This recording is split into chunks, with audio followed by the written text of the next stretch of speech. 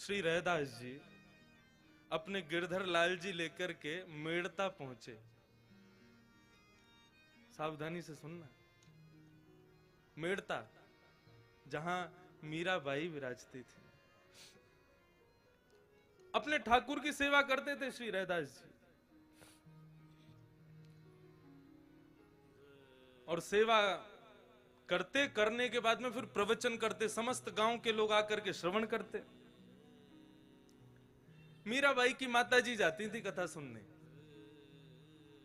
एक दिन मीराबाई बोली हम भी चलें कथा सुनने।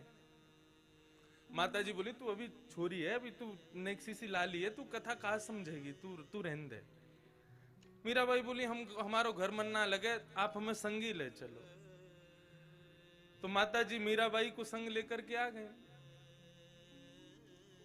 अब मीराबाई प्रवचन सुन रही थी। प्रवचन सुनते ही उनकी दृष्टि पड़ी, पीछे विराज रहे हैं श्री गिरधर लाल, गिरधर गोपाल। मीराबाई ने जैसे ही उनको देखा, देखते ही मन में यह भाव उत्पन्न हुआ कि इनको तो शायद मैं जानती हूं, मेरा इनसे परिचय है।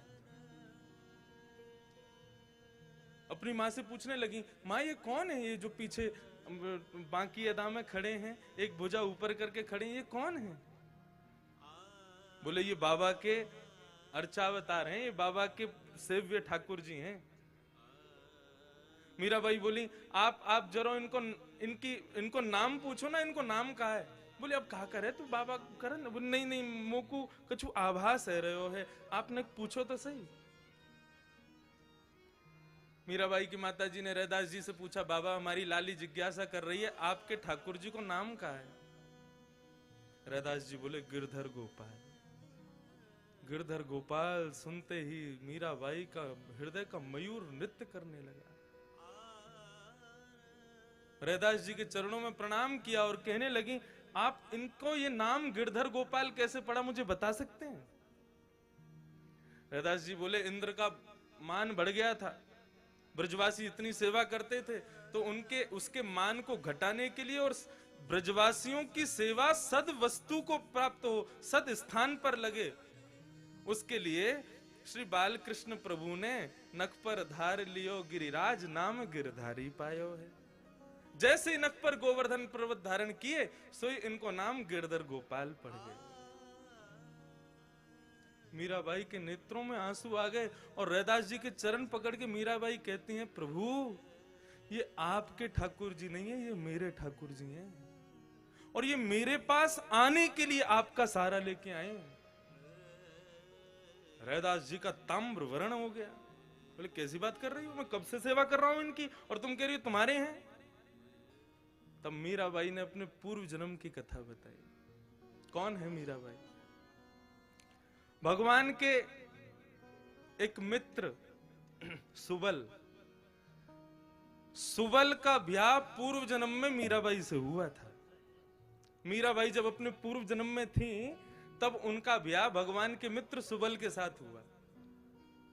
तो जैसे ही ब्याह हुआ तो मीराबाई की माताजी क्या बोली, देख तेरो ब्याह सुबल ते हैरो है, और तू पता कहां जाएगी, तेरो ससुराल है ब्रजमंडल, लेकिन याद रखियो तेरे पति को जो मित्र कृष्ण है ना, वाकु भूल के भी अपनो मुख मत दिखा दियो।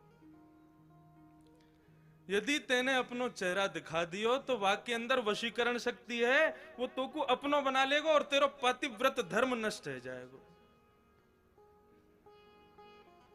मीराबाई बोली, मैया तुमने मुझसे कह दी और मैंने आपकी मान ली, वो कितनों प्रयास कर ले वाकु अपना मुखमंडल नहीं दिखाऊंगी मैं। सुबल मीराबाई से ब्याह करके, जैसे उनको, मीराबाई का नाम कुछ और था, ब्याह करके लौटा तो ठाकुर जी को पता चली हमारो सुबल हमारो मित्र है, भैया ब्याह करके आयो, भाभी लेके आयो। जब पूछ के तो आए सब ठीक ठाक है कि ना, और या बहाने भाभी को चेहरा देखे आमेंगे। अपने बालक और मित्र की बहू सबन ने बढ़िया लगे, हमें अनुभव ना है, आप लोगों ने ज्यादा होगा। अब ठाकुर जी पहुंचे, सावधानी से सुनो, बड़ी बड़ी सुंदर कथा। अरे सुबल, आ गो भैया? बोले हाँ आ गए। कहाँ हो भैया इतने दिन आते? बोले ब्याह है गो है ना, तो अब गृह गृहस्थी बन गई है, वही में व्यस्त हो। अरे भैया ब्याह करे आयो ने, हमें दिखा दे अपनी बहू को मोड़ो। सुबल बोलो तू देवर है, वो तेरी भाभी है, अपने आप देख ले मोते काके। तो पालकी में बैठी थी मीराबाई, और हमारे श्रीनाथ जी बाबा ऐसे पर्दा हटा के जैसे ही भीतर झांकने लगे, मीराबाई को पता चला ये वही बाल कृष्ण, तुरंत अपना मुंह ढक लिया। ठाकुर जी बोले भाभी जी ने एक अपना मुखमंडल दिखाए दो। मीराबाई ने मुंह खिला दिया, बोले नहीं दिखाएंगे। ठाकुर जी ने खूब अब आप सोचो, ठाकुर जी जाको मुख देखना चाहे। मीराबाई ने खूब मना किया, बोले हम अपना मुख नहीं दिखाएंगे। भगवान बोले ठीक है, तू को बहुत गुमान है ना अपने चेहरा पे, तू को श्राप दे रहा हूं मैं। एक दिन तू जिस स्वरूप को तू अपना चेहरा नहीं दिखा रही है ना, यही स्वरूप की प्राप्ति के लिए तड़पेगी तू, और मेरा दर्शन नहीं आ पाएगा तू को। और ऐसा कह के ठाकुर जी वहां से चले गए। और जब वो समय आया, जब इंद्र का मान भंग करने के लिए श्री बाल कृष्ण प्रभु ने अपनी इकन्नी उंगली पर जैसे ही गिरिराज पर्वत धारण किए, समस्त ब्रज के ब्रजवासी वहां पर खड़े थे।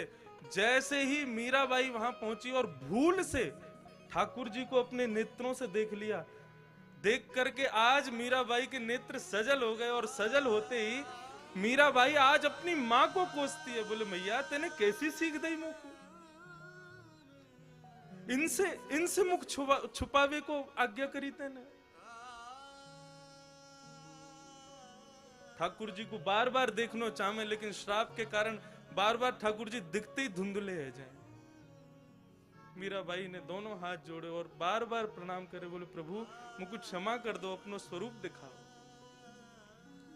ठाकुर जी के हृदय में भाव प्रकट भयो, तब मीराबाई को आज्ञा करी तू चिंता मत कर, अब या जन्म में तो तू को मेरो दर्शन होगा ही ना, लेकिन हाँ अगले जन्म में तू मीरा बन के आवेगी, तब एक संत के यहाँ गिरधर गोपाल रूप धारण करके मैं तेरे पास आऊंगा, तब तू को मेरो स्वरूप दिखेगा। आज मीराबाई ने ये कथा सुनाई, लेकिन रैदास जी ने मानी नहीं। बोले वर्षों से सेवा कर रहा हूं मैं, कैसे दे दूं तुमको। मीराबाई गिरधर गोपाल की ओर देखती है और कहती है आपके संत निष्ठुर नहीं है, आप निष्ठुर हो। आप ही नहीं चाहते मेरे पास आना। ठीक है प्रभु मैं जा रही हूं आज तो, लेकिन 3 दिन का समय दे रही हूं, यदि आप मेरे पास नहीं आए तो छुरी से अपना गला छेद दूंगी।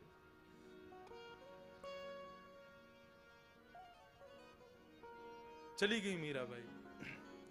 3 दिन व्यतीत हुए। 3 दिन बाद जैसे ही ठाकुर जी नहीं आते दिखे मीराबाई को, तुरंत छुरी लेकर के अपने गले पर रख के बैठी, लेकिन मां ने बहुत याचना करके उनको रोक लिया। मां ने कहा ऐसे तू या प्रकार से अपने शरीर को दुष्प्रहार ना कर सके। मीराबाई बोली यदि आप ऐसे मुझे बचा लोगी तो मैं दूसरे कारण है मेरे पास, मैं जल छोड़ दूंगी, अन्न त्याग दूंगी यदि गिरधर गोपाल नहीं आए तो। शुष्क हो गया पूरा शरीर। ठाकुर जी से भी ये विरह देखा नहीं गया। और एक दिन श्री रैदास जी के स्वप्न में श्री गिरधरनाथ जी प्रकट हो गए और प्रकट होकर के उनसे कहा बाबा मुझको क्षमा करो, मैं भले ही आप मेरी सेवा करते हैं और आपकी सेवा से मैं बहुत प्रसन्न भी हूं,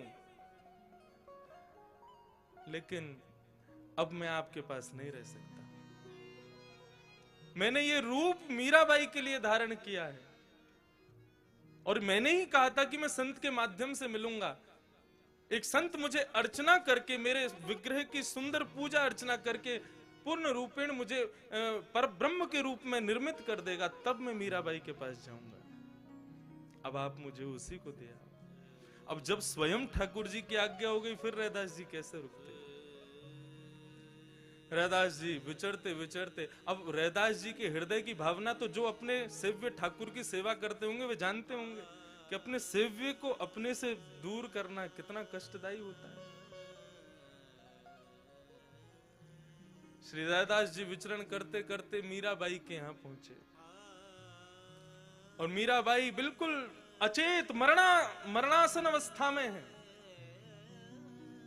तब श्री रैदास जी ने अपने हृदय के ठाकुर जी को उनके सामने पधराया और तब ये पद गाया।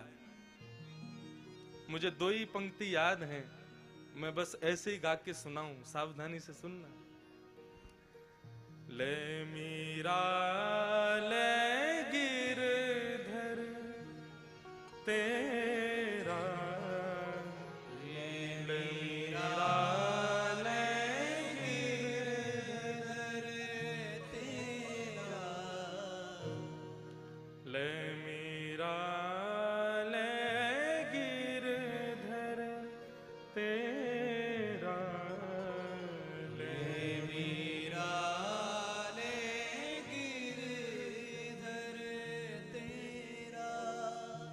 सेवा पूर्ण भई अब मेरी, सेवा पूरी भई अब मेरी, सेवा पूर्ण भई अब मेरी, सेवा